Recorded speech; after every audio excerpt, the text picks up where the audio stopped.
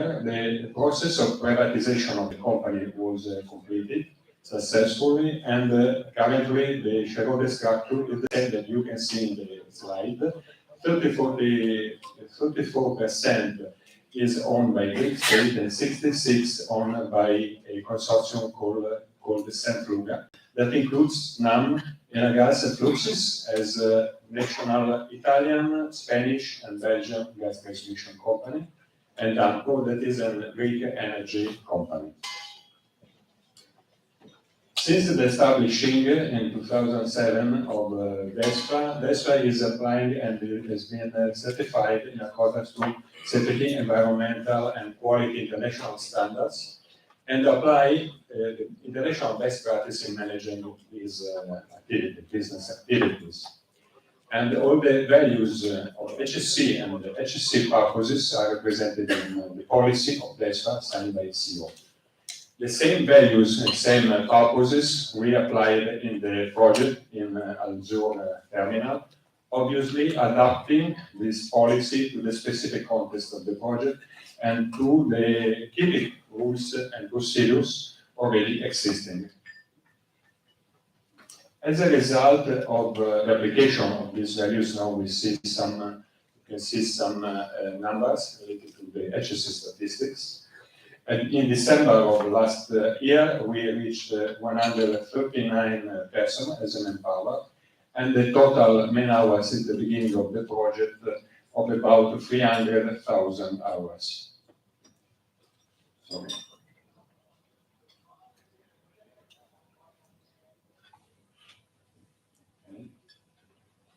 Up to now, we didn't have any injuries, no lost time incident, and we had only a medical treatment case and 14 near miss. The near miss were related mainly to minor oil spillage or gas leakage. The remaining to fall of material, slip of trip of equipment, and electrical safety and access to the plant. The HSE, this slide and HSE statistic is a good way to represent the performance, but I prefer to speak about the safety culture. I think it is the most important thing, speaking about safety. In our project, the biggest challenge is and was and is to manage 140 personnel that comes from every part of the world, from 3 different continents, different countries, different culture, different languages, and a different idea of what safety is. A different perception of safety. So, safety culture can be a common language for all our personnel, for all of us, also because they refer safety environment to international standard, so internationally recognized. So, our bet is that this can be a common language in all DESFA personnel. We consider that safety culture mainly is based on 5 pillars. Participation of all the personnel, a common shared rules and procedure, the training, commitment, and communication. Now, just I want to give you an example of best practice for each of these pillars. For example, speaking about participation, safety observation cards are a very useful tool because they make aware everybody of the importance that everybody has in safety.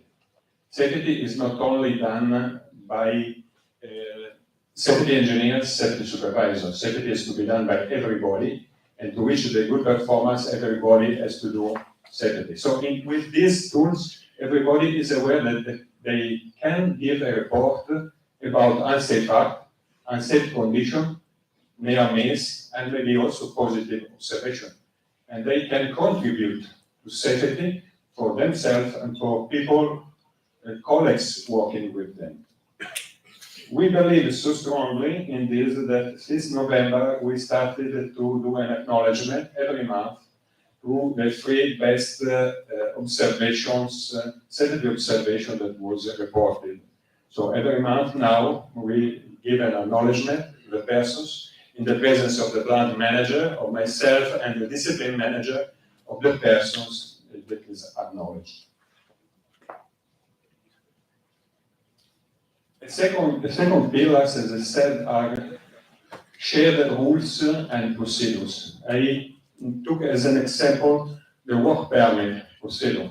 Work permit procedure is a good example because it's a procedure that put different persons in different roles and positions, and also company, keeping Desa and subcontractor in some cases, to work together to in advance to think which is the best way to do the work, to think together which are the best safety preventive measures, and to do together a common risk assessment.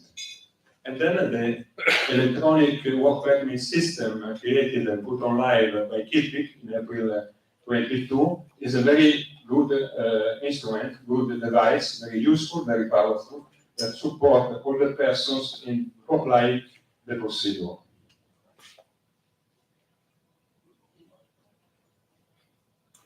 A third pillar for us is the training. When we speak of safety and training, we normally think HSE induction, we think specific training on specific contexts like confined space, work at date, and or training on specific equipment. But it's very important also the training on the process, so the technical training, the operations training. Because if the person has the knowledge, as somebody before in the panel said, if the person has the knowledge, right knowledge to do the job in the right way, with the proper equipment, his job is 90% already based in a safe manner. And it is much easier to assure the safety of the activities. And we are doing a big effort from this point of view to perform training, not only strictly safety training done by safety staff, but also technical training to all our personnel. Another important pillar is the commitment. As an example, I take the management safety work down visit. That it is not only a moment in which the management weekly can go together with the safety inspector to see the activities and to check if the activity is well done and in a proper way. But it is a good opportunity for the manager to know very well in details what really the people, also low level, personnel, blue collar, what they are doing daily, every day. And it's a good opportunity to listen and to collect observations and suggestions. Every time I go, I am surprised because I notice something, I listen to something, I could do some new consideration in my job.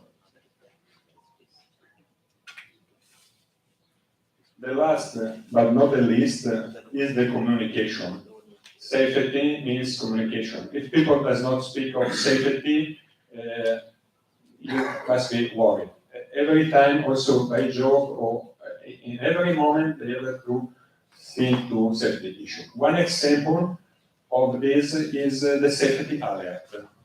We used to do sometimes in some specific circumstances, specific contexts, if something happened, the safety alert is a very short, effective, fast, quickly way to give information immediately to everybody by email or put a safety alert in the notice board. For example, we did for gas leak alert, effects of electric currents, driving safety. Sometimes they come from some near miss or some observation that we want to share with everybody very quickly. So I hope I have given to you a short picture about the action we are put in place for safety culture in DESA. I thank you for your attention.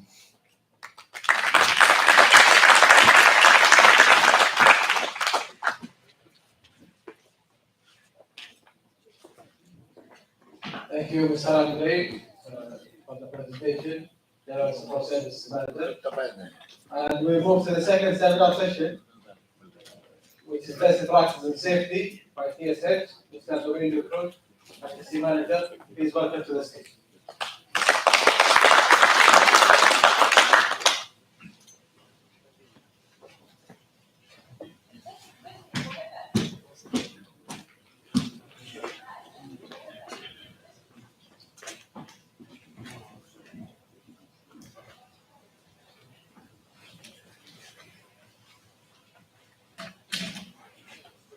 Good morning, ladies and gentlemen.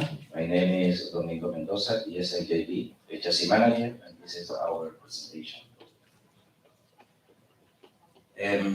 Best practice, we select the topics, leadership walkthrough, focus inspection and audit, critical activities.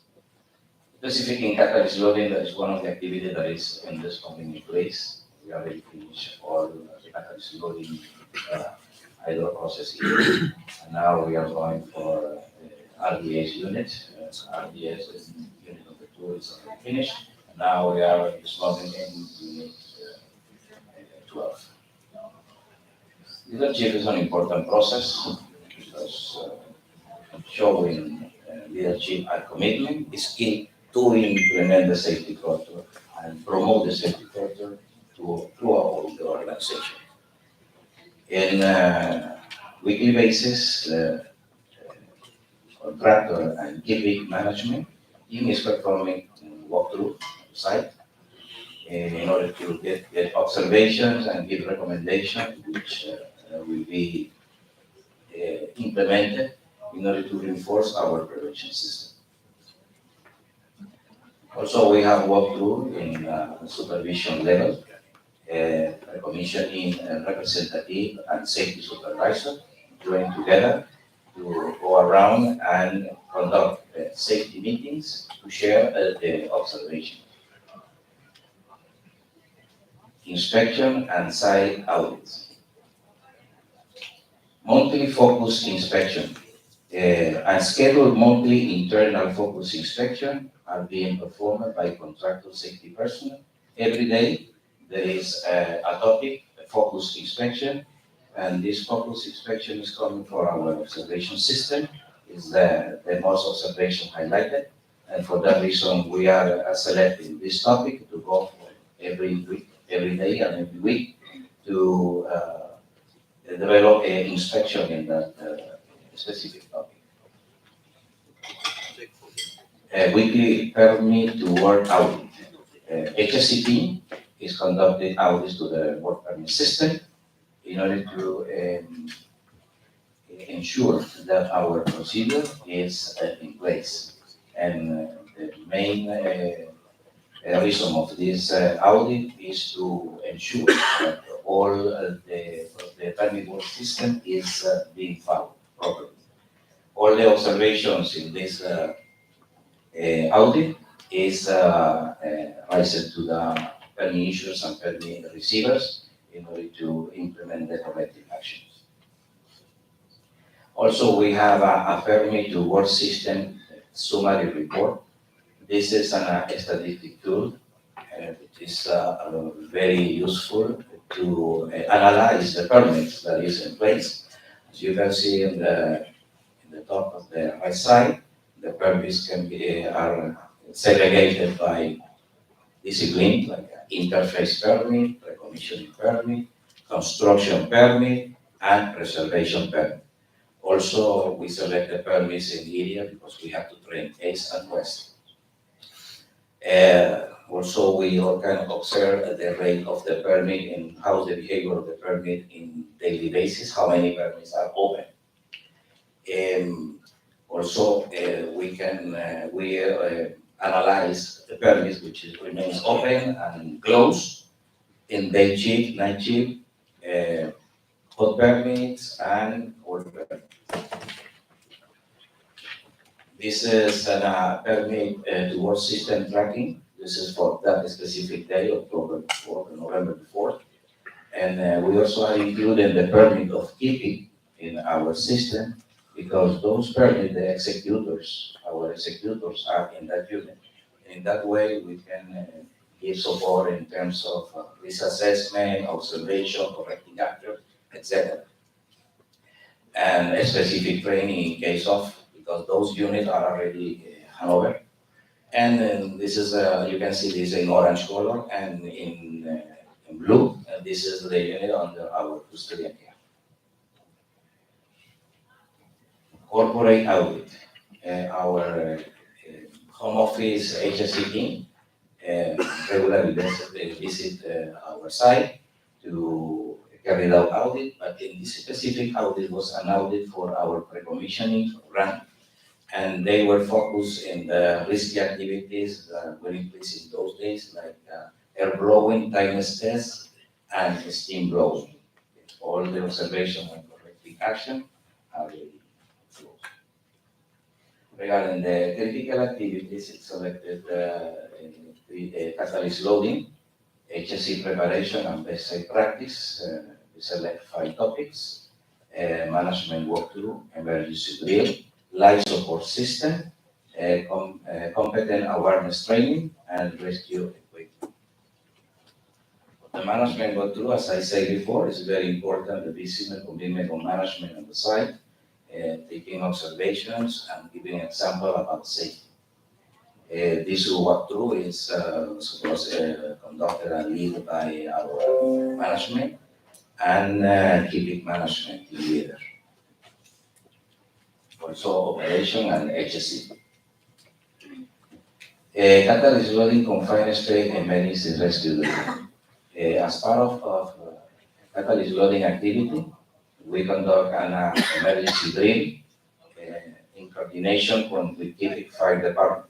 It was an excellent opportunity to put in place both emergency plans and coordinate together to give an excellent response in case of a real emergency happen.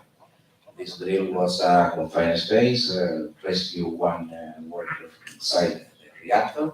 The first response was led by contractor and subcontractor, and after we hand over the emergency to the fire department, and it was a very good learning. After the drill, we conduct a meeting to collect the observations and prepare a report to do a proper follow to this important activity. Life support system demonstration. The aim of this life support system is a system which is used during the catalyst loading in the Earth atmosphere. It happened in Unit 4 and Unit 14.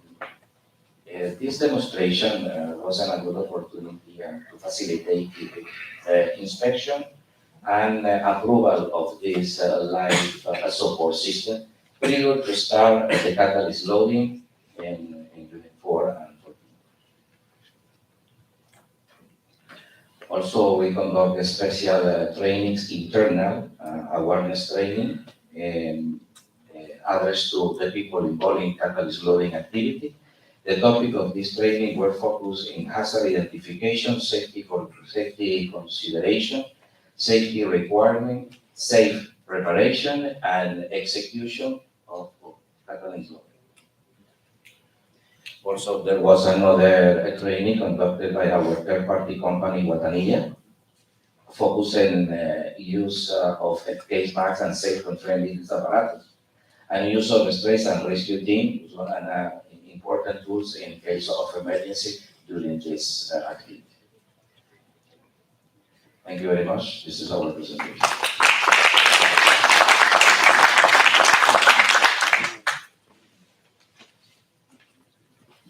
Thank you, Mr. Domingo, HSE Manager for KSLJB.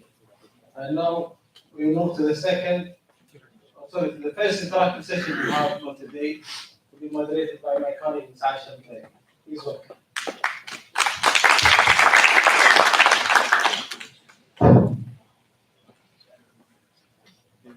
Assalamu alaikum. Good morning, everyone.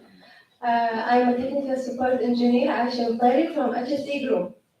For this segment of interactive session, we will have a raffle with all attendants' name, and let's see who's the lucky one. Good luck all.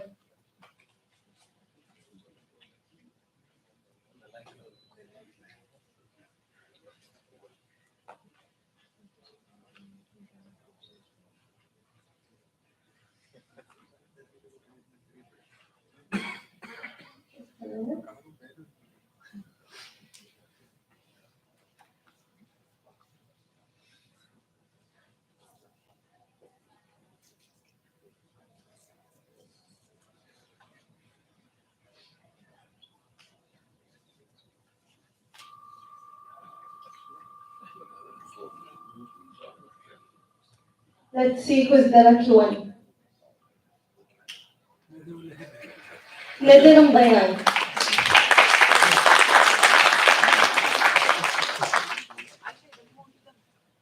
Okay, sorry, she's not here.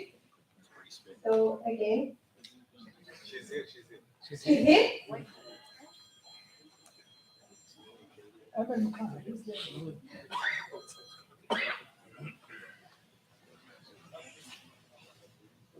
Engineer Nadir Mdayan.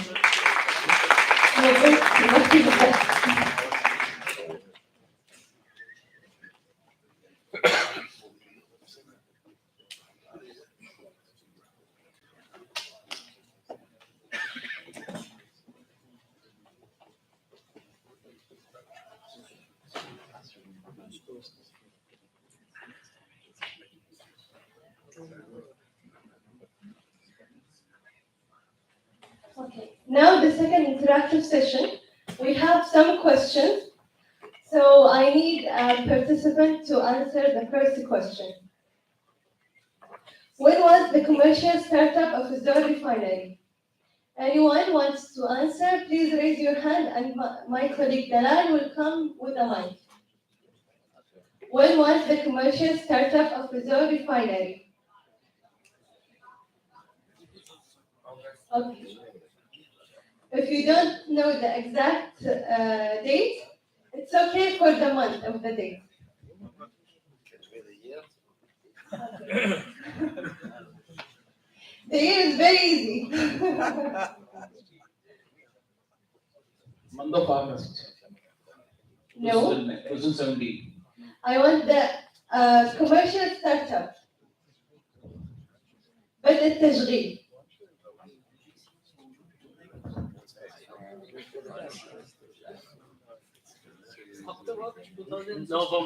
دلال في أحد.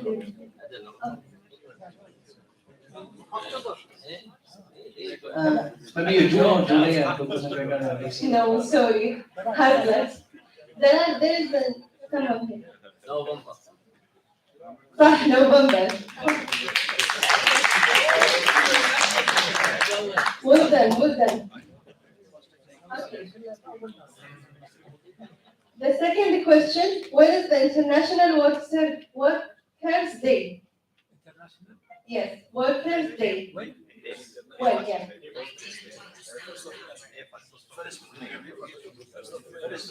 Good job.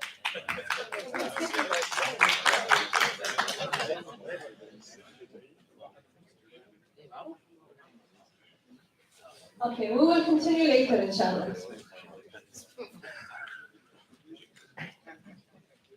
Thank you, Aisha, for the first interactive session. Now, we will start with the third seminar session for this event.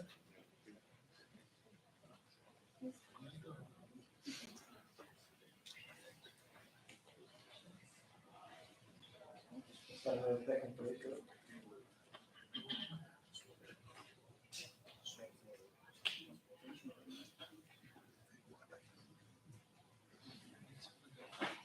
IT, if you mind assisting, can I put the display?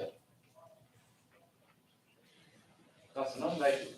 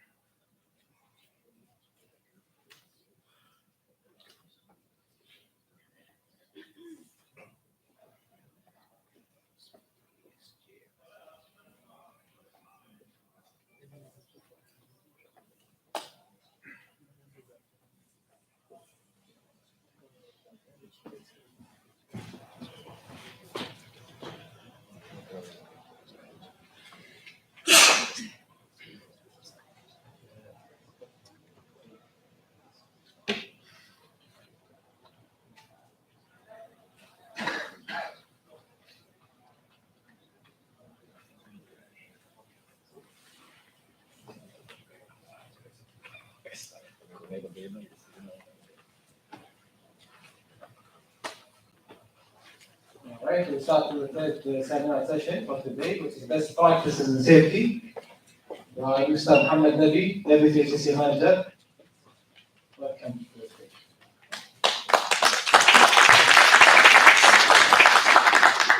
Assalamu alaikum. Muhammad Al-Nabi, Deputy HSE Manager, SPSGP. Okay, I will start first with introduction about Silent. Silent is a advanced technology and engineering platform for design,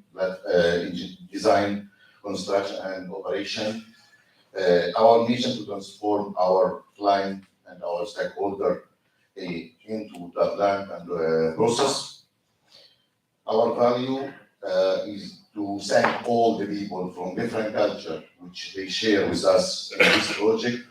First, to share the responsibility to implement and to have save the people and the environment, and also to build the trust and the relation with our customer. I'll go through the first subject. First subject of our best safety practice which we implement in our project. One of these best practice was regarding the campaign which we conducted regarding the be visible and avoid blind spot. We are building the 68 tank in a huge area. During the construction, we use a lot of equipment, different kind of heavy equipment, which is buses, trailer, grader, loader, cranes, and all this. It was in the same time when we are building the sleeper, and also at the same time we are building the tank farm.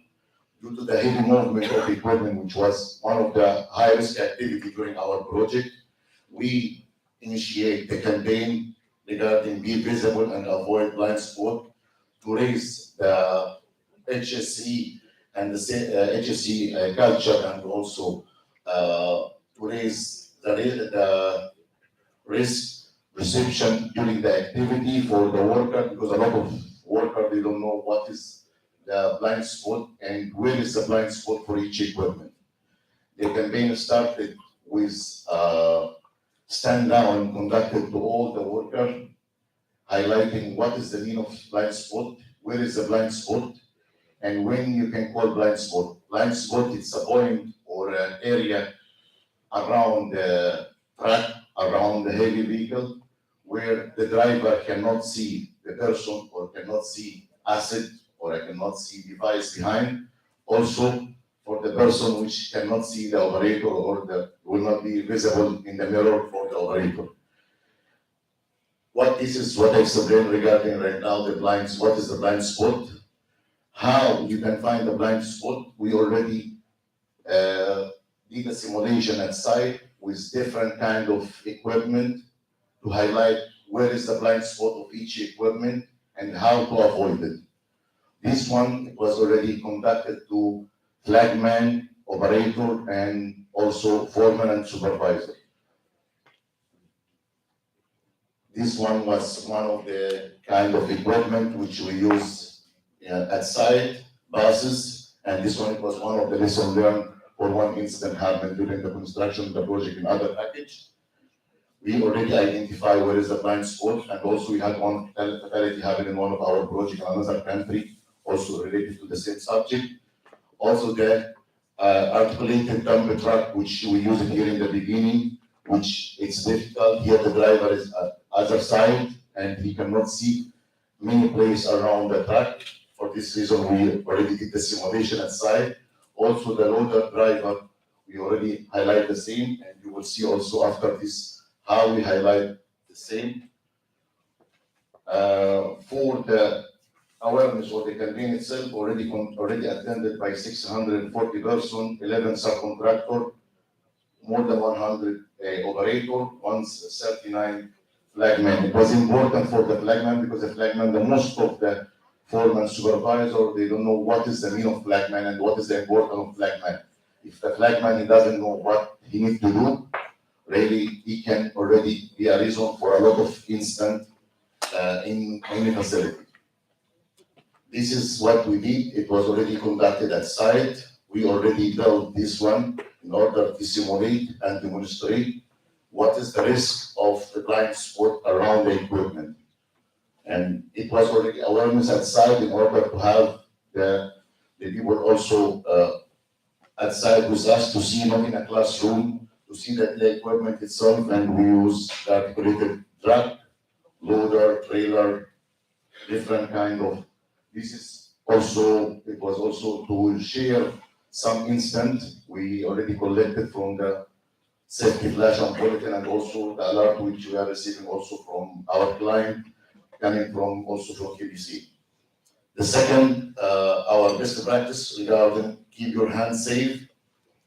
This one already, as we are already monitoring the site during construction by inspection, planning audit, walkthrough, management walkthrough, it was already observed a high number of observations related to hand and also related to damaged tools and also some of defective tools.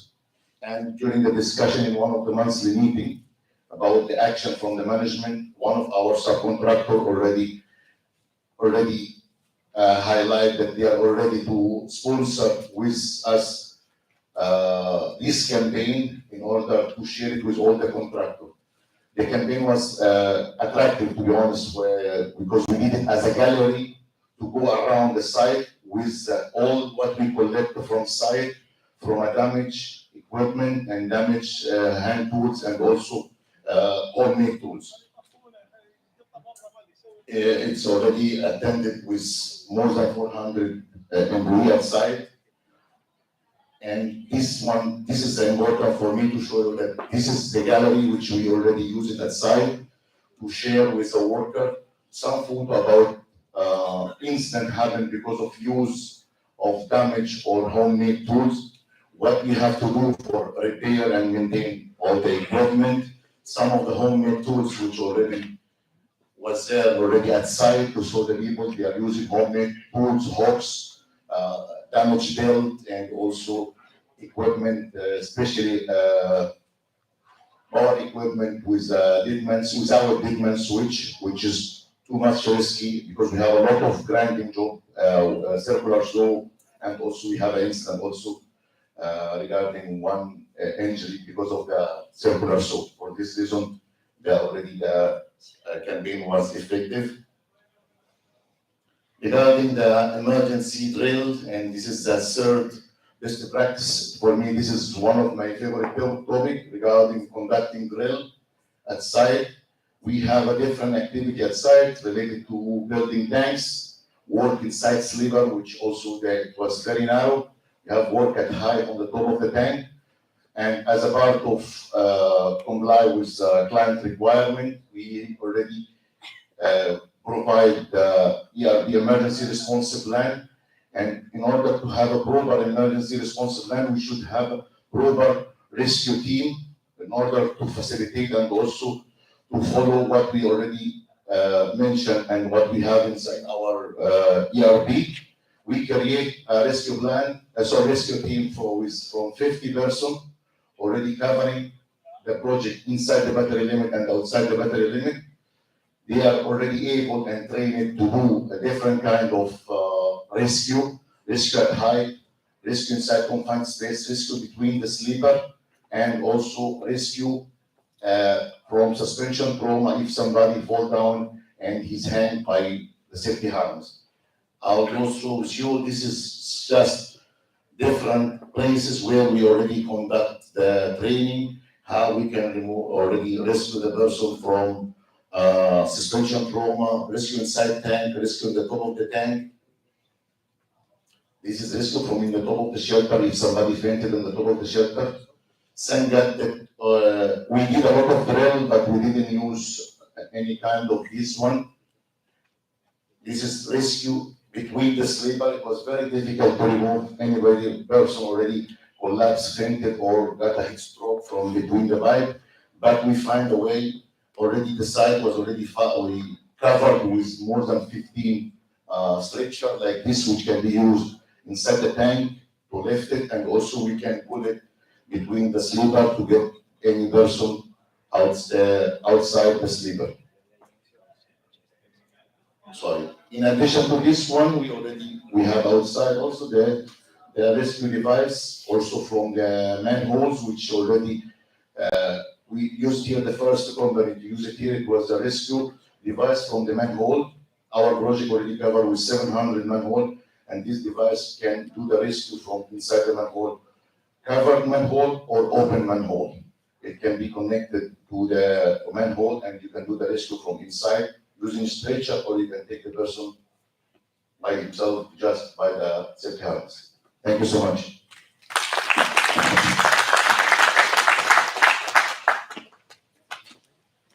Thank you, Mr. Mohammed Nabi, Deputy HSE Manager on Cyber and Dasar. We move to the next presentation, which is best practices in occupational health. Mr. Jashidus Susairid, HSE Manager from Hawaii.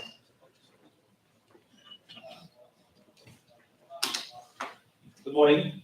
I'm Jashidus, HSE Engineer, looking forward to present best practices of occupational health and health in this presentation.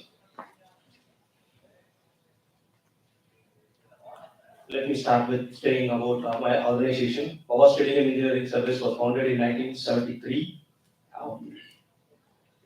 Our scope of engineering services, which are not limited to electrical, mechanical, and instrumentation, and training services, which are air conditioning and ventilation system, fire alarm, fire fighting system, pumps, and elevator and escalators. Our mission is through service excellence in customer-centric business administration, business environment by our competent and loyal employees. We continue to expand the business in Middle East by timely fulfilling the commitments to our clients and customers with no compromise in quality, health and safety, and environmental standards. Our vision to be one of the leaders in training and engineering service business in the Middle East by providing innovative solutions and best-in-class quality services. Our core values such as exceptional customer satisfaction, quality and commitment, teamwork, business ethics, and best practices. This is our quality IMS QHSE plan and the health and safety, health and hygiene policy, substance abuse policy, which are being implemented and monitored for continual improvement in all our projects. Let me start with our best practices. This is one of our best practices in health, relevant health, which is a stress management program. All our key personnel, such as supervisors and foreman level, are being trained for identifying and reporting stress symptoms for their employees who work under them and their peer group. Those symptoms which are relevant to behavioral issues, it may be family issues or accommodations or welfare or workplace issues. If it is identified, it will be notified to the project manager immediately, and the project manager will form a team, including HSE team and project management team, along with the discipline supervisor and the concerned employee, to identify the issue and sort out at site level which is relevant to the workplace issues or accommodations or welfare issues. If it is not in their limit, it will be escalated to the operation manager or HRM. They will call the employee for counseling, and they will identify which is relevant to family issues. They may support by giving vacation, long-term vacation, or else by providing financial assistance. If it is any behavioral issues, the case will be recommended to the third-party counseling by a psychiatrist. Through our stress management health campaign, we have communicated the same stress manage your stress. A total participant of 236 employees in Kipik site has been trained and benefited through this health campaign. This stress management contents are like what is stress, symptoms of stress, and how to report, what will be the action taken, and ways to prevent stress and the effect of stress on human bodies has been explained in flyers and has been issued to all the employees of these sites. The second campaign which we used for communicating how to manage heat stress in the work site during summer, and a total participant of 689 employees has been benefited through this campaign. The health campaign for heat stress contents are like what are the illness will be caused by heat stress, causes, symptoms, and treatment for the illness has been defined and has been communicated through flyers to all the employees. As a part of heat index monitoring, we have monitoring humidity and heat in all our project facilities randomly, and we are communicating the same to our employees. And we have conducted our third heat health campaign, which is one of blood donation campaign, and it's a health survey in Quebec site office. During November, we conducted a blood donation campaign in which 102 employees had donated blood. Total participant of 650 employees attended for health survey also. During the health survey, this weight, glucose level, blood pressure, pulse monitoring data were being collected for analysis. It's a requirement of all oil and gas sector. So projects where employees has to be examined for before they are employed. We have conducted almost more than thousands of employees screened for medical evaluation before they join as an employee with powers, and those who are 100% fit have been employed and mobilized to the project. Around 397 employees have been medically evaluated for periodic medical examination. So criteria like those who are above 50 years has to undergo medical examination every year, and those who are below 50 years has to go medical examination for every 2 years at a frequency. And as a requirement of Quebec operational needs, we have 596 employees, those who have completed conference-based medical examination so far. And as a part of HSE training, we have achieved nearly 20 training hours per employee till date. And in that, there are these are the trainings which is relevant to the occupational health, internally and external. And internal trainings, nearly 900 hours approximately covered for last year. And external training such as basic first aid and SCABA training has been conducted for 15 employees. And first aid resources such as first aid boxes has been provided at all locations as per Quebec requirement. 24 first aid boxes has been provided in main site office and all five field offices, and 160 first aid boxes along with all vehicles, 48 first aid boxes in all accommodation facilities. And we maintain around 30:1. For every 30 employees, we maintain one first aider. And continuous exposure to high noise level can result in human impairment. Our employees are being employed at all facilities of refinery and LNG facilities. So we used to continuously randomly monitor different locations using our environmental monitor and recommend control measures required. And welfare facilities also contribute indirect health and hygiene issues. We provide, in addition, our employees with kitchen equipments like gas burners, fridge, and water filters. Water analysis being made as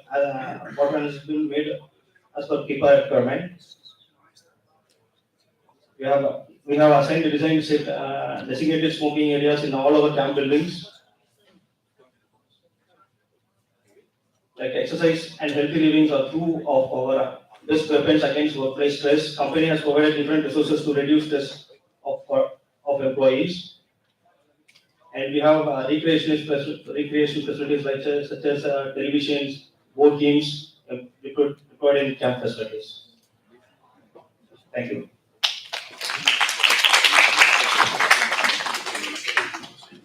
Thank you, Mr. HSE Engineer. That's correction. HSE Engineer for Kawas.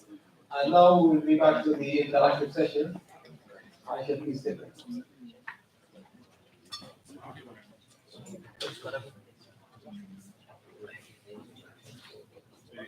Hi again. Now we will continue the rest of the questions. The third question, where is the world's largest desert located?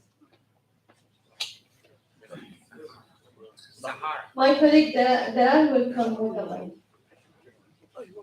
Largest desert is Sahara. Desert Sahara. This is not the largest. Hardly.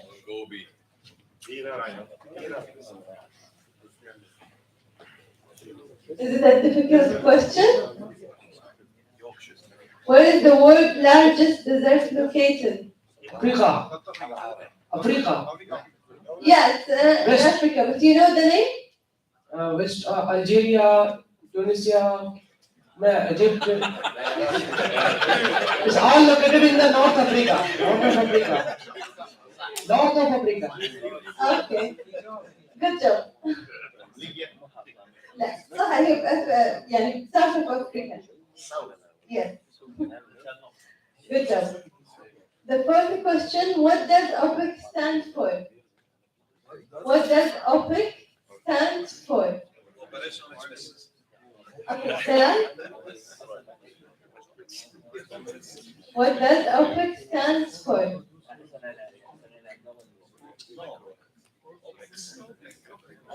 OPEC, O-P-E-C. Yeah, it's correct. Organization of the Petroleum Exporting Countries. Good job. Okay, and the last question, how many values do we have at Quebec? 8 values. Good job. Okay, thank you.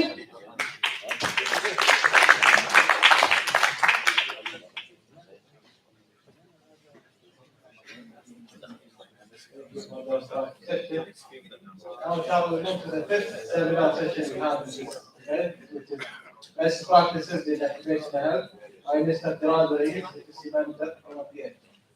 Please take your slide.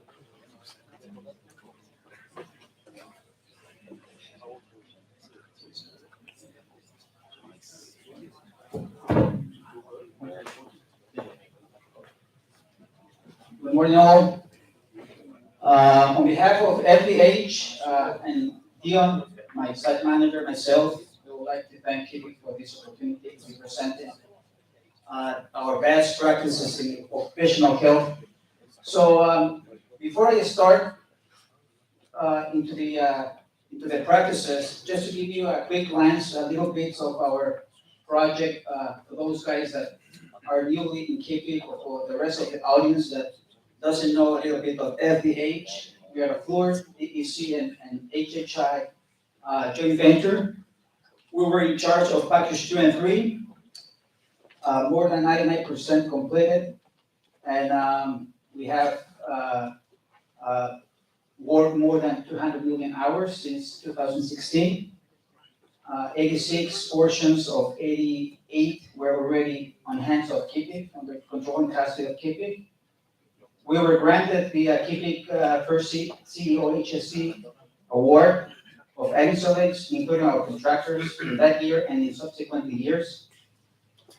We have 2 golden HSE awards from the ASSP in HSE Excellence under the category of Construction and Engineering and Environmental Excellence for the 4-year consecutive since 2019. And we received a corporate, Fluor corporate HSE status for our performance last year.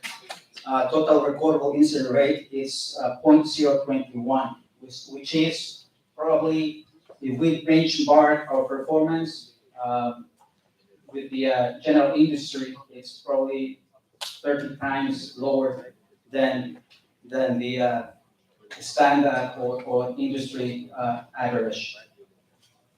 So initially, when we were asked to present this, we had a very comprehensive and robust slide pack.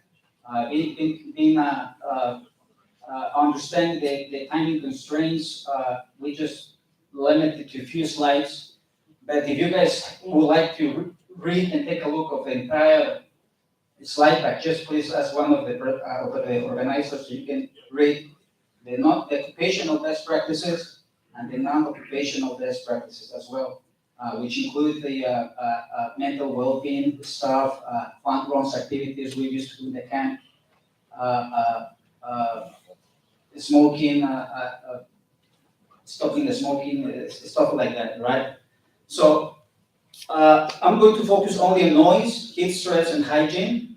There is a lot of best practices we did in mental, chemical safety, food safety, ergonomics, but as I mentioned, because the time constraints, I will be just focused on those 3. So one of the four elements that we consider best practices around the noise program. It was the third-party assessment. We were using the special dosimeters conducted by Guatanilla. Basically, everything comes from a risk assessment. We know already where we can be exposed to noise, steel fabrication shops, air blows or steam blows. So we already give to the people affected those dosimeters. We will do it as well sound in their meters by NIOSH to make a proper assessment and double check they were not exposed. And the key is just to monitor the TWA to identify where we need to conduct additional monitoring or to provide double layer protection. And the steam blows plan as well. I'm going to show you some of the pictures of the things we were doing. So basically, one of the key elements was just to break down, to get a baseline, how the noise is conducting. Sometimes it's consistent. Sometimes you have a different pressure, different setups to produce the right amount of steam. And once we establish the baseline, and it's in line with the dosimeters reading, then we come with a plan in terms of providing the right PPE, in terms of noise reduction ratings, double ear protection, additional engineering controls to try to maintain the TWA under OSHA or NIOSH limits, which is 85 or 90 dBs, right? This is just one of the examples of the dosimeters that we're using. This is one of the sound level meters, noise assessments we were doing, very specific. That's carry on to the 8 hours you were exposed working the project, and then you will be able to get your dosage, your projected dosage, your TWA, and that's what we were looking at. In this case, as you can see, it says something about 68.1, which means there is no additional controls you need to put in place because you never get close to the 85 or 90 TWA. This is one of the, I think we have instrumentation-wise like 3 different models. These are the ones we use, 3M brand, everybody familiar with that brand. And this is just one of the examples from our third party in terms of noise exposure, just to double check. Because that's our job as a state, we need to double check, sometimes we need to triple check. And with ear conservation, it's a business that we will see the benefit in the mid or long future, especially as we're getting older. Sometimes probably it's going to be a good benefit because you will not be able to hear the yelling of your children or the complaints from your wife, right? Because, right? So sometimes it will be beneficial, but not really. So you need to start investing on your ear conservation today. The same with the eyes, right? In terms of UV exposure, welding and stuff like that, you need to protect your eyes. We spend too much time in front of the computer. There's a lot of different UVs and that can affect your eyes. So yeah, it's a long-term investment. But we will not be able to see it, right? So normally, typically, we only act or react based upon what we are able to see. The noise, X-ray, stuff like that, we don't put too much attention because it's just right there. It's not just right there. So at the end of this, at the end of the day, all these noise measures, single, 8 hours, third party, we come with a map, and we're able to communicate to the workers to update this on a weekly basis, put it in the locations, install additional signage around those. Every circle right here is a 40 meter diameter, and that location is required. Your TWA must be most likely above 85 or 90 dBAs, which means you will need to use the audio protection there, right? And so this is how we came up to as a result of all these efforts to try to provide the right program, the right PPE for our people, especially with the steam flows. Now, each one of those individual circles that you saw in the previous slide, you will have an individual data to give you the TWA in north, east, west, south, where you can see what is the instant reading and the potential TWA based on 8 hours exposure. And some color coding as well, right? So that's basically how we're doing for exposure. Now regarding heat stress, some of the best practices that we consider on top of the heat stress program that everybody has and everybody has aligned with keeping heat stress practice is the flagging system, color coding. We need to rely on some AC buses because it's not just you have a shelter there with a fan and you have a fancy mesh, it will do nothing because it's about the heat index. So we need to rely on buses. You will see some pictures. We have a centralized weather monitoring station. We will not rely on Google weather, stuff like that. We will have our own weather station on site. So we will have an accurate temperature and heat index and more information actually for frames for reading like wind speeds, etc. And we have a quick response center, which is the same like the EDC 170. For us is QRC. The only difference is that everybody, when there is a weather alert, when there is a wind alert, even lightning strikes, like a thunder strike, potential thunder strikes, we're able to monitor that activity, and we are able to send to every age, including our contractors, including some guys from PMC and PMT.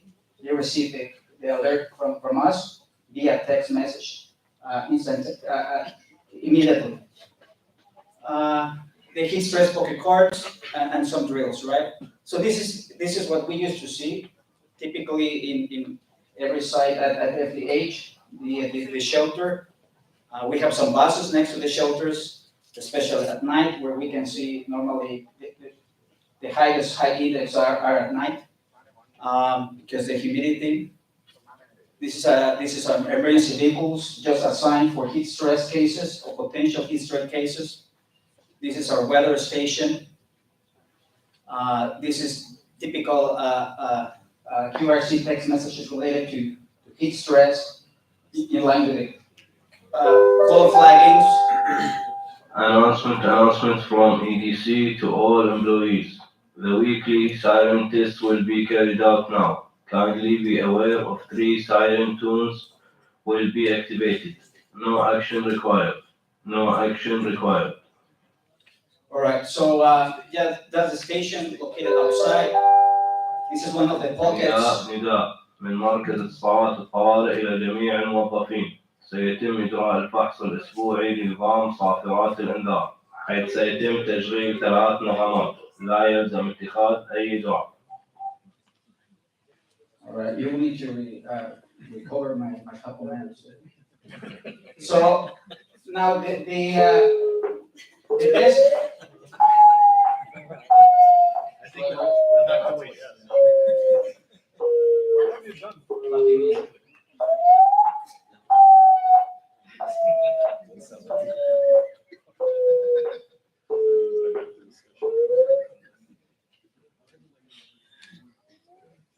I think that's it. Start from the beginning.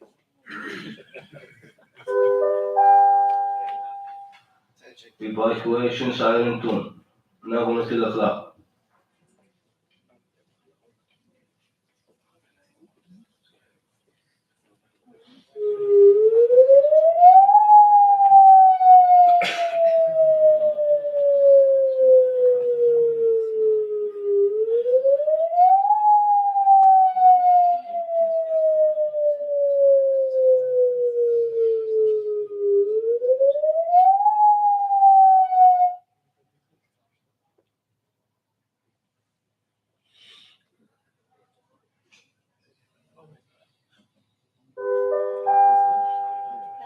All clear siren tone.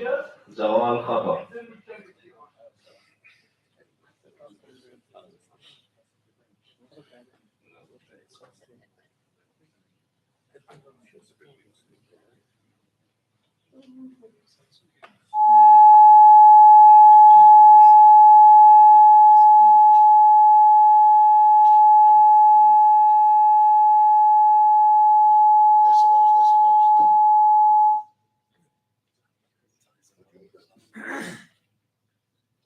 All right. So one of the Announcement from EDC to all employees. The weekly silent test is over.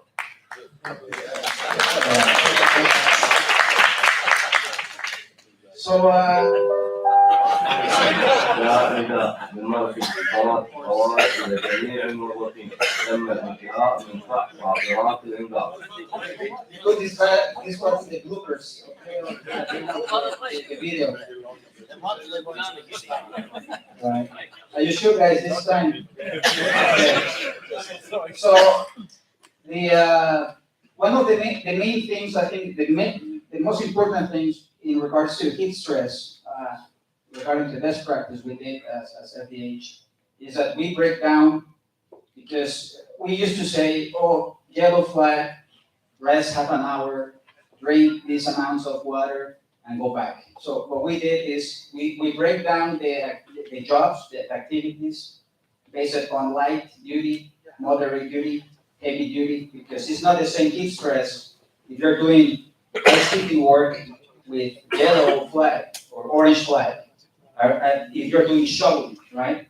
So you have a different work cycle regimen. So we refix that criteria going forward, and I think pay off. We didn't have any potential heat stress, heat stroke cases since we started the project. Last one. Yeah, this is some of the cards in different languages with the guys. This is the last part, the hygiene. Some of the best practices we think we put on top is the third-party water analysis, mandatory for contractors on a weekly basis, cooler seal, sanitize, and tape inside mouth every time, not every shift, every time. You need to refill water cooler, water keg. You need to sanitize, seal it, and tape inside out. Individual water bottles were provided, water kegs for the employees. We tend to see, people sharing the same cup. That was one of the big problems, especially during COVID. So we need to, we provide them water bottles, and then we need to provide water chillers and storage facilities to have that ice and cold water on site immediately at our disposal. This is just some analysis from some samples from our chemical analysis for water. And on top of that, additional with different parameters for the water used for the dining halls or kitchen, food preparation as well. These are some of the water kegs that we provide to the people. And that's it. Thank you, guys.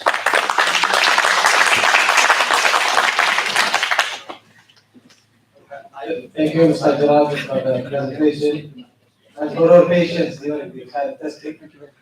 And now we move to the next session we have is best practices in environment by Mr. Bashar Yildirim, contract manager for Meki.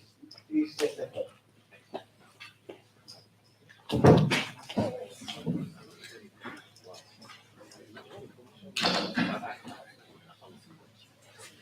Dear Mesdames and Messieurs, I wish you a pleasant day. First of all, I would like to thank everyone who contributed, especially all moderators for organizing such a day and giving us this opportunity.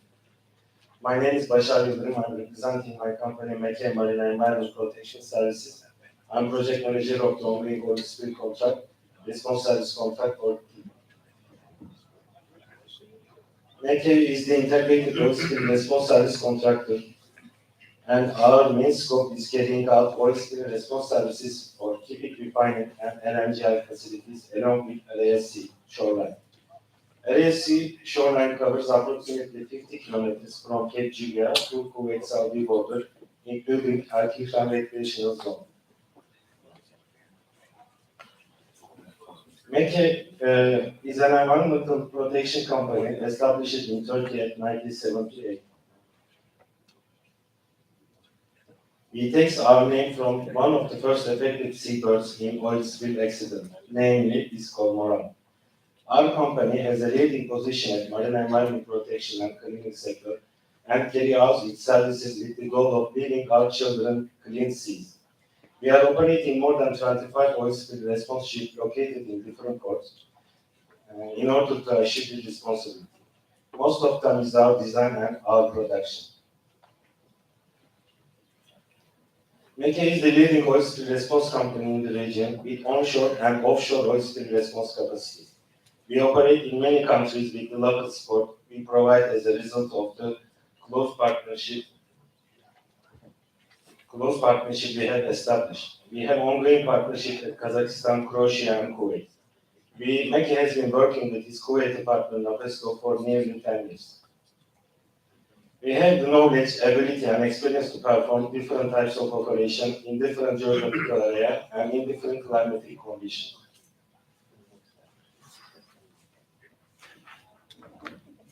These are our most common operation capability: oil spill response, onshore and offshore, HSE response, waste management for ships and offshore facilities, cleaning the sea surface from marine debris, manufacturing emergency response and manhole collection vessel, manufacturing oil spill response equipment, oil spill and HNS response trainings, construction of oil spill response base, site remediation, technical consultancy, and emergency management.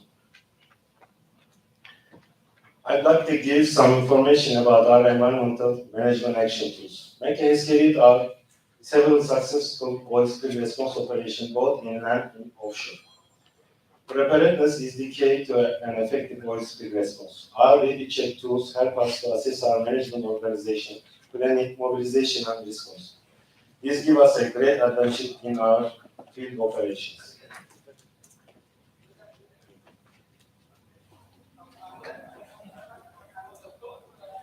MEKE was the oil spill response contractor for Bakü-Tiflis Ceyhan pipeline.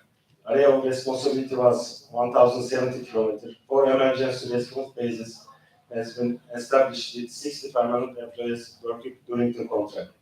Several oil spill cleaning operations carried out through the contract.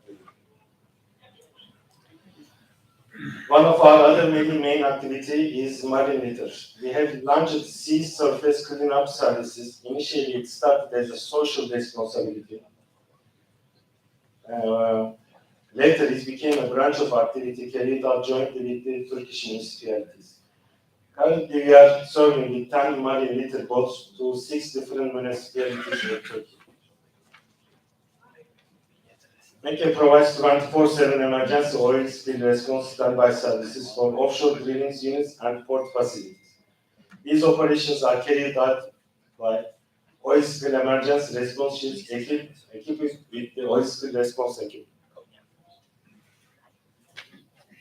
Our production capability is realized by Q Marine working under MEKE Group. So Q Marine production facility is located in Yalova in Turkey. So some of the equipments that we are mass producing are oil skimmers, absorbent consumables, and aluminium workboats.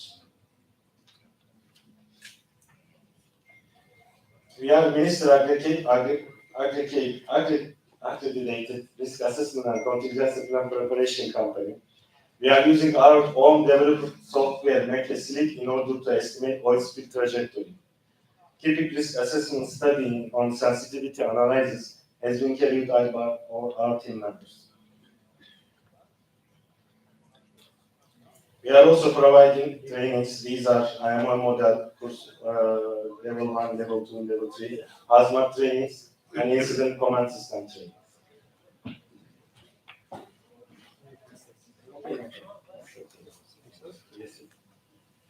I want to talk about two of our experiences which we may consider about our best environment practices. First one is the oil spill cleaning operation, which we have responded at Kihran Beach at month of August 2022. We have encountered an oil spill at south of our Kihran Beach from unknown source. Please check the red line for the affected area by volume. The whole coastline was affected by oil spill debris. As per national contingency plan, this area is under keeping responsibility. So we have responded to this oil spill under the keeping incident management team surveillance. Cleaning activities took over about 1 week, and whole beach was cleaned away from oil and recovered back in normal condition. Approximately 1 ton oil debris has been collected from the shoreline.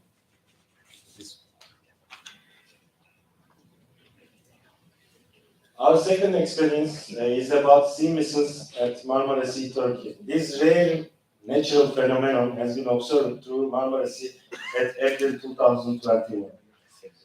There was 3 main reasons for the formation of the sea missiles. First of these was that the temperature in Marmara Sea has been 2-3 degrees higher than it should be for a while.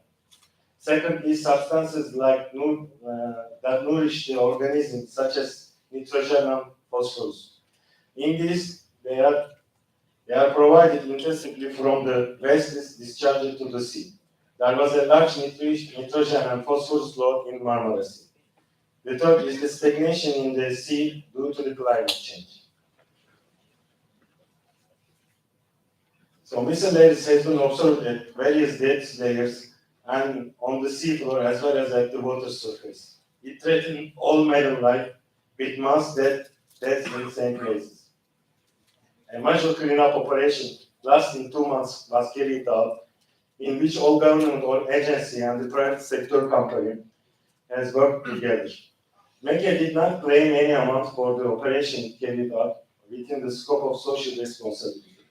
Solid boom used for the missiles at the coastline, and they taken out from the seawater by using vacuum cleaner.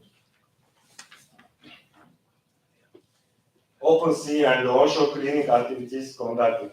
Missile layers has been collected from sea surface. After 2 months of framework, the sea returned to its former state. With the strict rules introduced after this date by government, we prevent this phenomena happening again. These are our accreditations: ISO 9001, ISO 40001, ISO 44001, ISO 37001 anti-Bible. And I'd like to terminate my presentation with our company motto: let's leave clean sea to our children. Thanks a lot.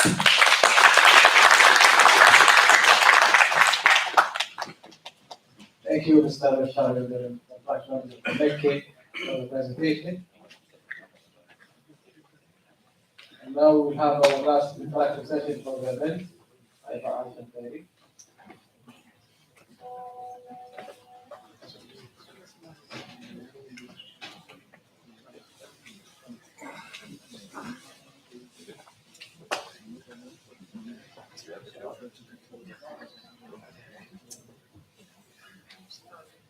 Hi again. Last but not least, we have the last game. But first, I want volunteer for this side. Any volunteer from this side?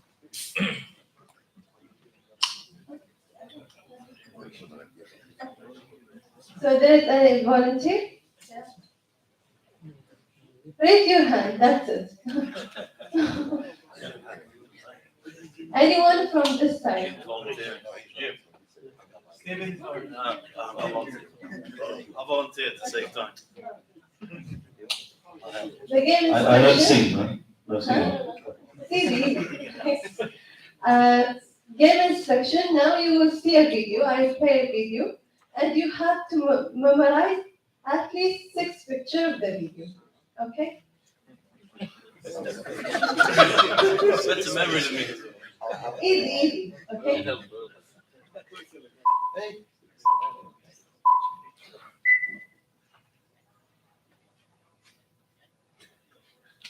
Very good. Okay. Apple Pen, Sony, PlayStation. No. that'd be great. It's okay. Keyboard, Bugatti, PlayStation, Sony, PlayStation as well. No, I don't like know the cafe. Who's there?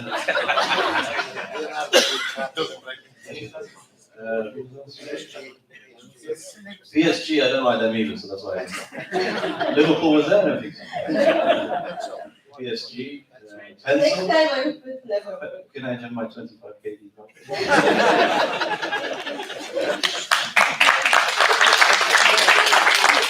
Okay, and now I want to volunteer from this side, the middle side.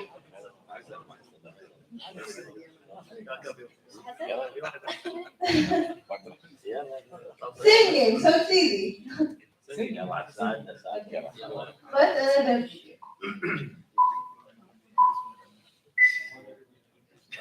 Oh, same. Wait.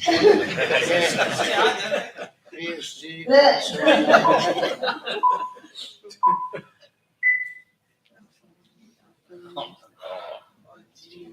Okay. Mention 6. KMBC, Manchester United, Okay. KBC, Apple, No, only KBC. Okay, did you see any fruits? Mango, Apple. Apple. Johnny Depp, Park. Manchester United, and Samsung, Samsung. Okay. One more. Piano. Correct. Okay, and volunteer from the left side. Any volunteer from the left side? Same game. With different people.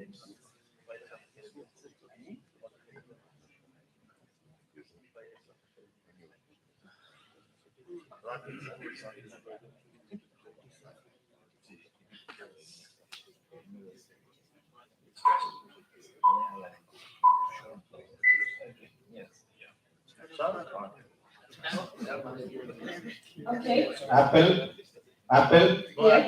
Shadow, Yeah. pen, Yes. calculator, Yeah. orange, Yes. I need one more. Manchester. It's white. KOC.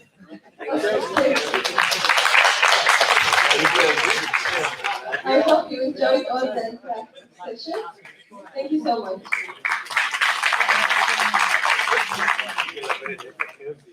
Thank you, Aisha, for moderating the entire session, and congratulations to all winners.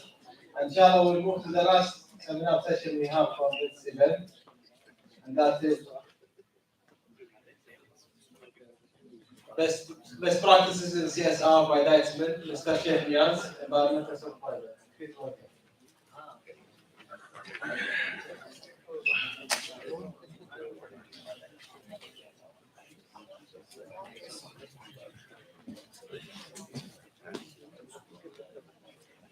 Good morning all.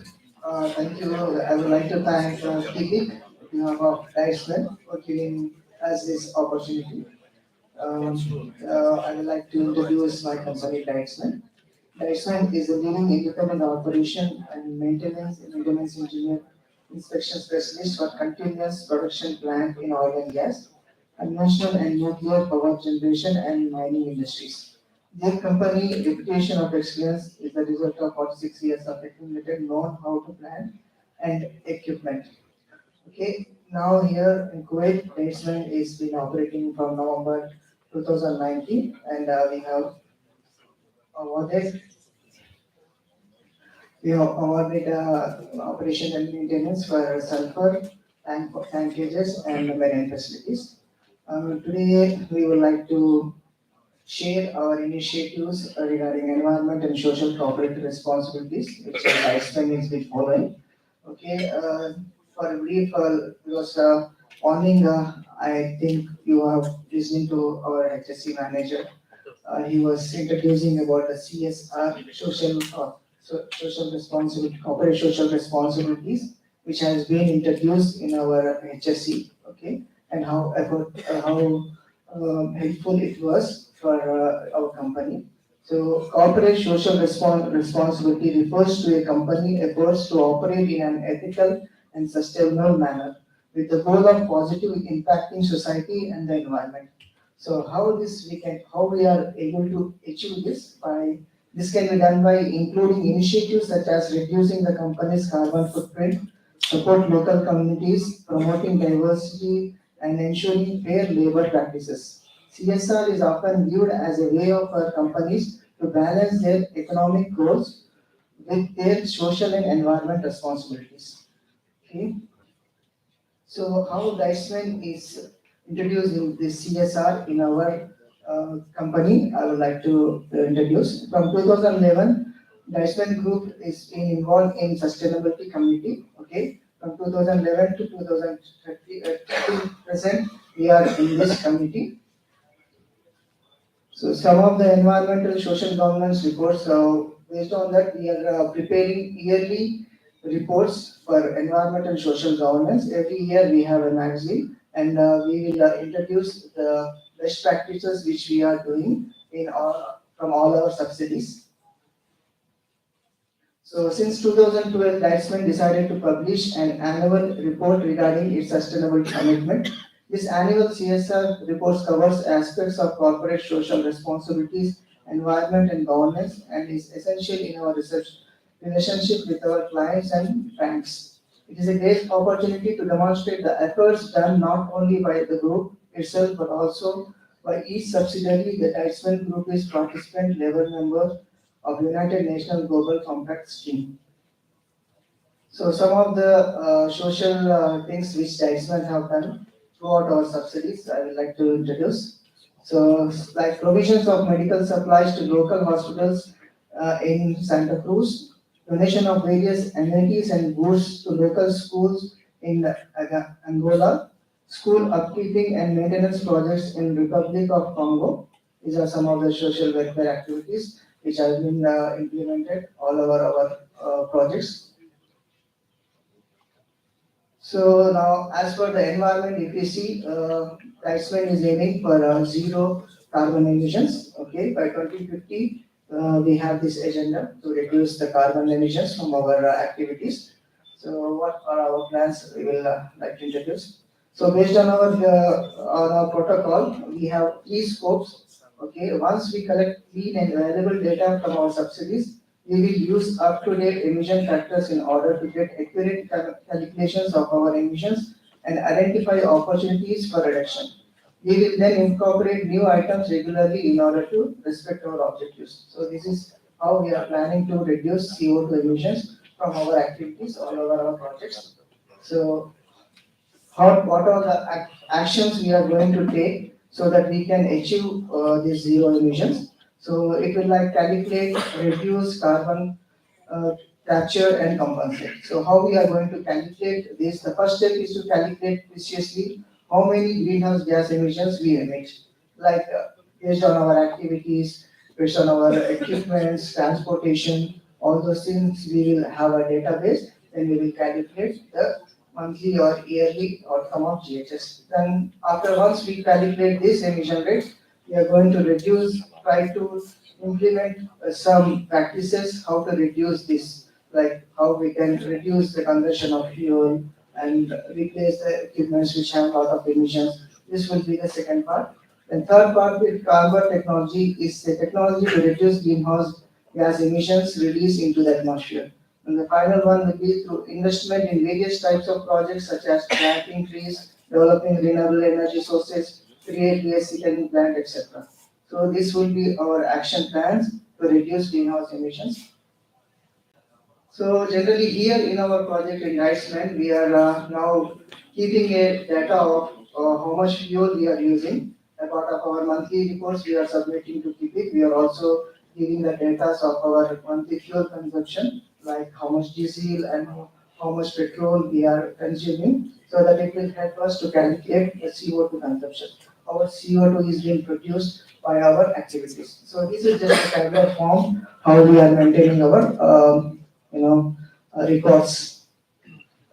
The second, some of the initiatives we have introduced here to reduce some of the waste. Like now we have used oil from our activities. So this used oil, instead of sending to the disposal facilities, we are sending to a KIPA approved recycling facility.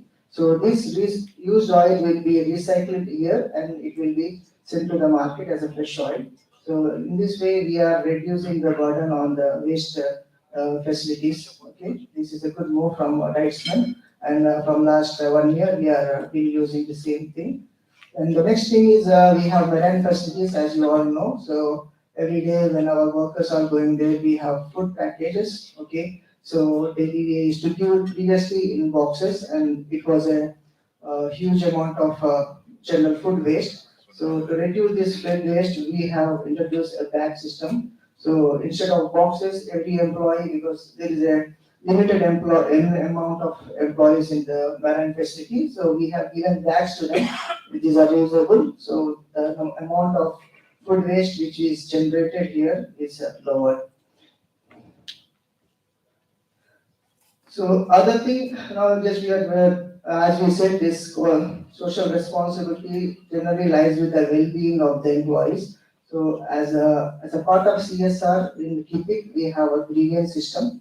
Okay, this grievance system is a good tool to interact with our management and raise your issues. If you have any issues regarding your payment, your facility, welfare facilities, or any discriminations you have in working atmosphere, you can easily connect your management to this grievance system. So our tribesmen have a good grievance system in place. All the grievances which are registered has been looked through our project manager, and we are addressing them, and we are trying to close them as early as possible. This is one of the good initiatives we have taken in our project.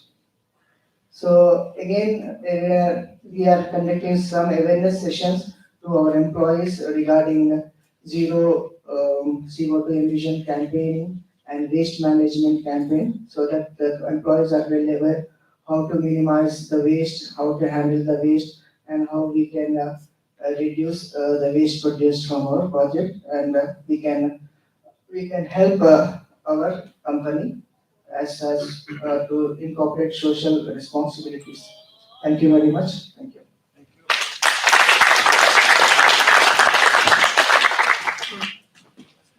Thank you, Mr. Sheikh from ICS. And now, brothers and sisters, before I open up the event, we will have an award distribution for the participants, for our contractors who participated in the exhibition, as well as in the standard sessions.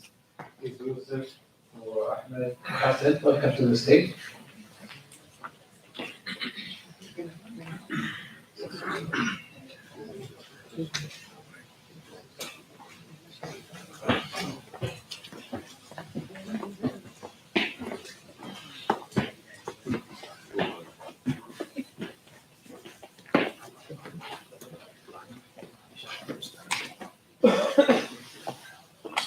Okay, the first winner here is Mr. Mana Arawi, Senior Regional Sales Manager from Honeywell. Please welcome.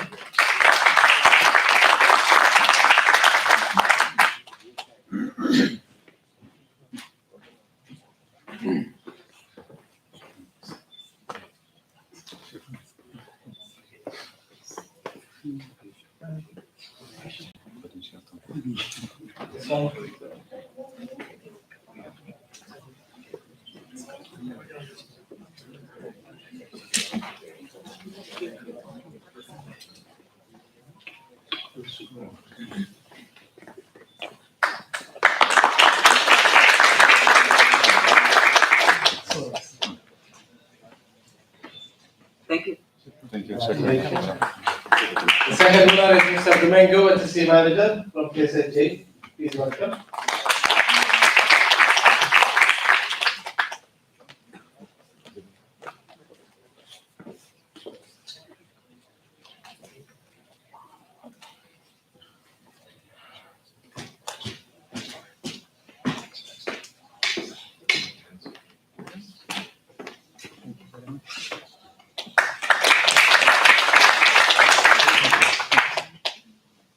The next winner is Mr. Muhammad Nabi, Deputy HSE Manager from China and USA. Please welcome.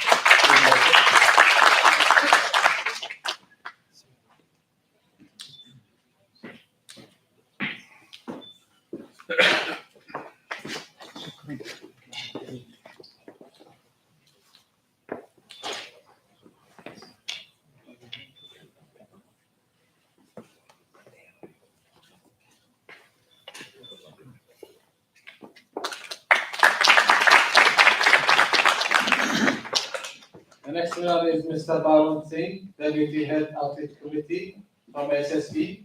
Please welcome.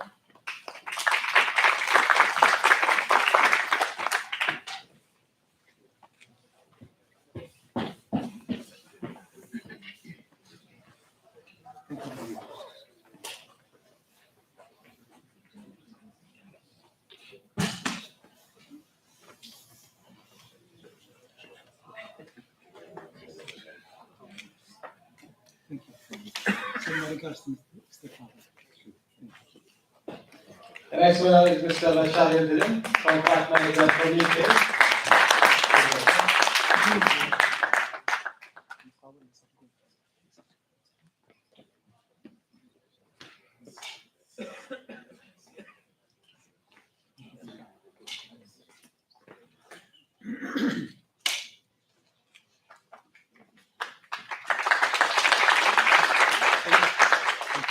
The next winner is Mr. Bashar Mendashi, General Manager from the United Company.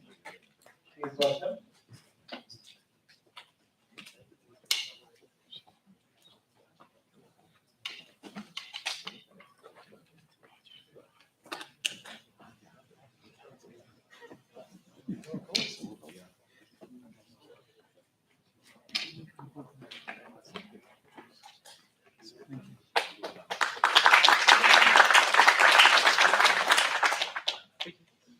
Next winner is Mr. Dr. Masood Al-Marwi, Managing Director from Energy and Environment Company. Please be invited. Oh, on his behalf, is five.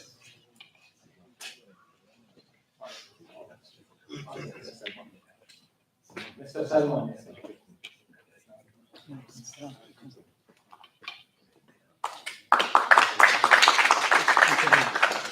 Next one is Mr. Ali Laufi, Operation Manager from Safety and Fire Experts Company.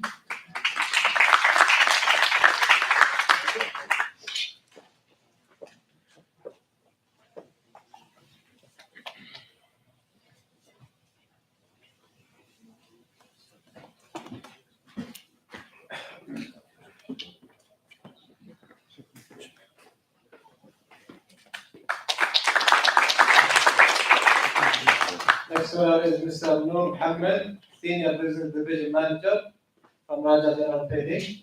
Please welcome. Next.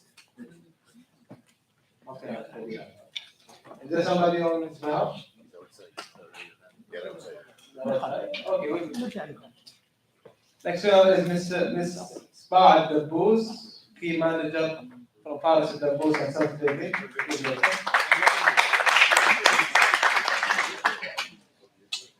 Sorry, Mr. Spark. Sorry about that.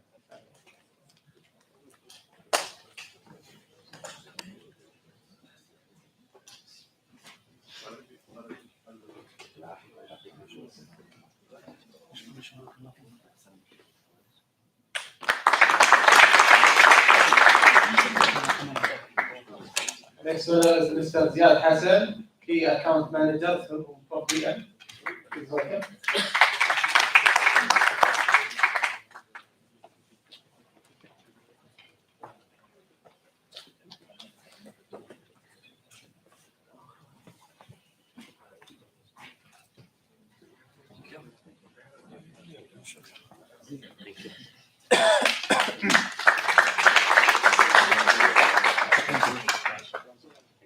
Next winner is Mr. Sudus, HSE Engineer from Fawaz. Please welcome.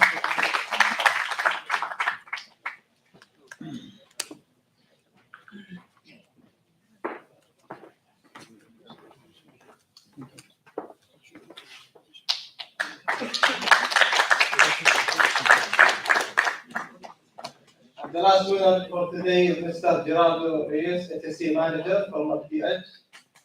Welcome.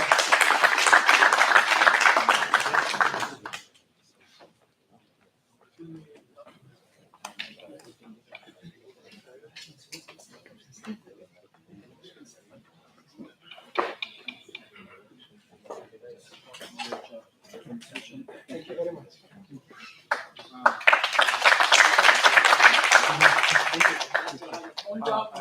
This is from Raja Trading. Mr. Mohammed, congratulations. Thank you very much.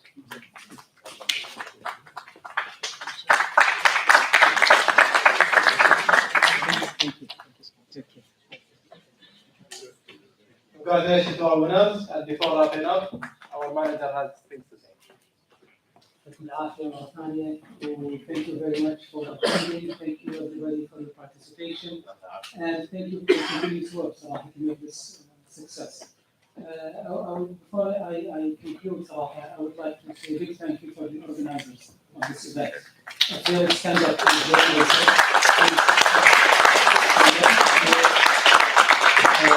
thank you.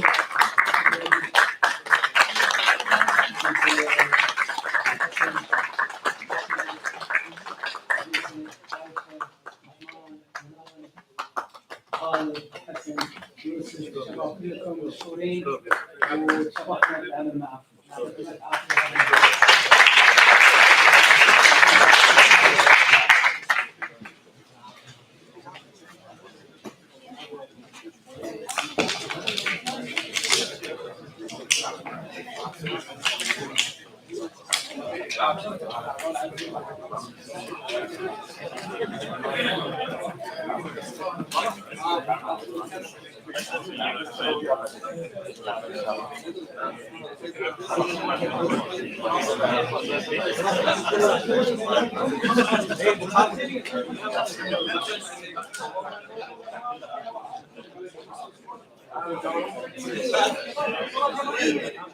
HSE صورة جماعية.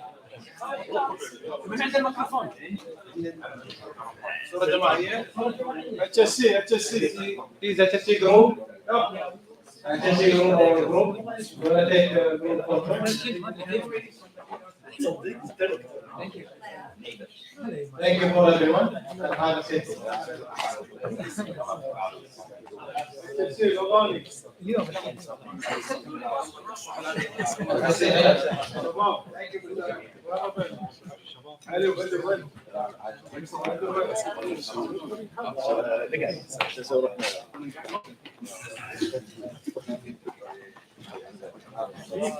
وين البشر؟ جيب الكاس.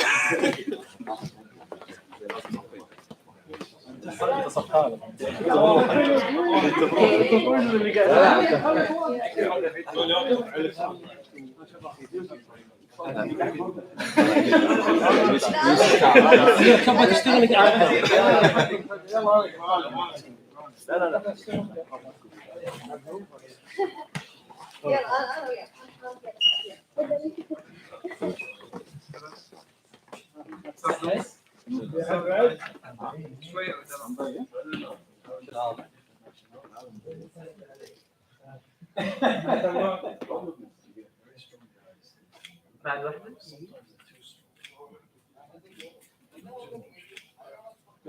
شكرا خالد. بسرعة ابو خالد.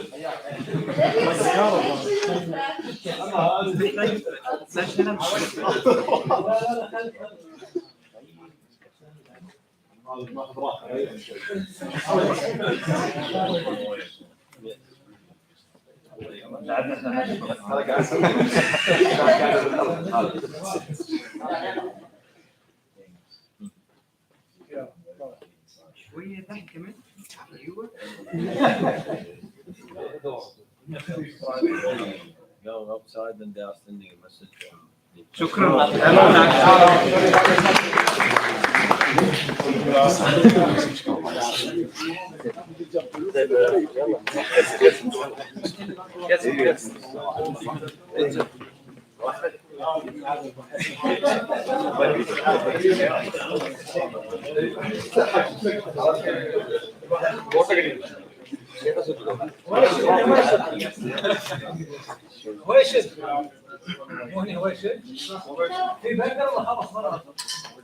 وين